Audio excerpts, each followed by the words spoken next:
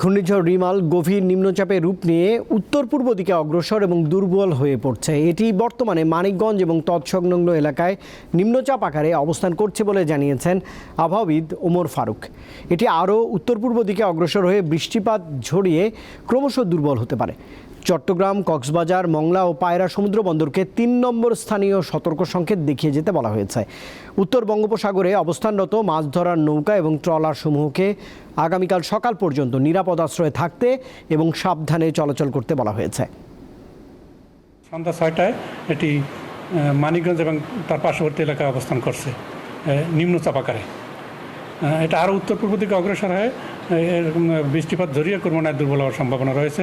এটার গতি কিন্তু অনেকটাই কমে গেছে, কারণ পশ্চিমা বাতাস, পূবলি বাতাস দুইটাই, অর্থাৎ স্থলভাগে আছে পশ্চিমা বাতাস আর আমার উত্তর বঙ্গোপসাগরে আছে পূবলি বাতাস। এই দুই বাতাসের সংঘর্ষের কারণে এটার গতি কিন্তু কমে গেছে।